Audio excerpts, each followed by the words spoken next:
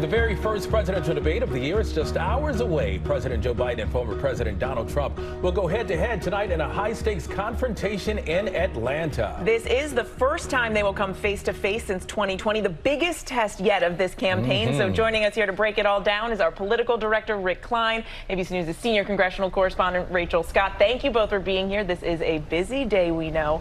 So, Rick, it has been 4 years since they last faced off, but tonight is going to look a little different, a lot different. So talk us through this. Yeah, I mean, so much has changed. For the first time, we're going to see these two face-to-face. They've faced each other before, but last time it was a big studio with lots of people in the crowd. This is going to be just the two men in there with a very black background, just mano a mano. We also know that they're going to cut off the microphones for whoever isn't speaking at the time, because that first debate last time was a mess. All the interruptions. So expect less of that, maybe more focus on policy. But it's also different in that, look, the roles have changed. Last time it was Donald Trump, the incumbent president, who was behind in the polls. This time it's Joe Biden, who's the incumbent president, down just slightly in the polls. Rachel, what topics will be discussed tonight?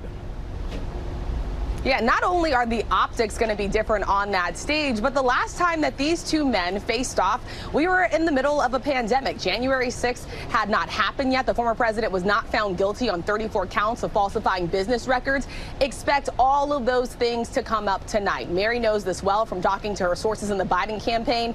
They are expecting to really drill in on this point that they believe the former president is a threat to democracy. Also expected to drill in on the issue of abortion rights. As for former President Donald Trump, his advisors want him to stay focused on the issues, to stay on message, talking about crime, inflation, immigration. But of course, there is no telling what version of Donald Trump we are going to get tonight, guys. That is for sure, Rachel. And of course, we know a lot of people are expected to tune in tonight. But the big question, as it is always with debates, does this really matter? I mean, Rick, is this going to move the needle? The wild thing is almost nothing has mattered in this race so far. Look at the 538 polling averages. You see like a flat line, right? It's just maybe slightly closer than it was before Donald Trump's conviction, but it's basically a toss-up of a race. First debates with incumbent presidents tend to be pretty bad for the incumbent president. It was bad for Donald Trump, Barack Obama, George W. Bush. They all had rough first debates. Now, this one's happening so early. We're months before anyone's even really thinking about voting. So maybe this is different, but I think this is just going to kick off a very intense summer, because you're going to have the conventions, you're going to have Donald Trump being sentenced, you're going to have his vice presidential selection, and then the ABC debate September 10th. That's all before the first day of fall. And Rachel, despite Trump's court cases, he is still neck and neck in the polls with Biden. So why are we seeing this? Yeah, it really hasn't made that much of an impact at all. In fact, I would argue from being out there on the campaign trail, going to so many of his campaign rallies, it's actually hardened his support among his own base. We have seen the former president's supporters walk around with shirts at these campaign rallies saying they are voted for the convicted felon. And so for them, they say it's only caused them to rally behind the former president even more. The group that we are absolutely watching tonight, though, are these independent voters and some voters that just don't like either candidate, right? These double haters. They're not fond of President Biden. They're not fond of former President Donald Trump.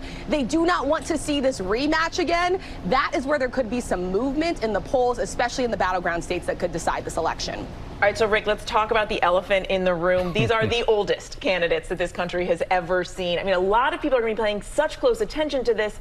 They really need to bring it. Yeah, I mean, look, the worst case scenario for either man is some kind of a huge gaffe, a mistake where you misstate something, or you appear to be confused or lost in your own sentences. That's a disaster for both campaigns. I think that's why President Biden has spent so much time at Camp David, Mary, as you've been reporting. He's resting up. He's getting his reps in, trying to do what he can to make sure he doesn't mess up. And Trump, too. I mean, look, he doesn't come across as old as Biden, but he's had lots of odd moments at his rallies and his speeches. That's what you want to avoid. I think, look, every debate is a do no harm thing, first and foremost. And I think when you have these two older candidates, there's lots of opportunities to come off as old as you are. And Mary, you've covered the Biden campaign, so how do you think he plans to defend his presidency? Well, look, I think the president certainly wants to tout his accomplishments and his record, everything from the bipartisan infrastructure law to low unemployment to efforts to lower prescription drug costs. But what we've seen in the polling is that his agenda isn't really resonating, and he isn't really getting a lot of credit with voters for the things that he has done. So from my talking with the campaign, the president's goal tonight is really to hold hold Donald Trump accountable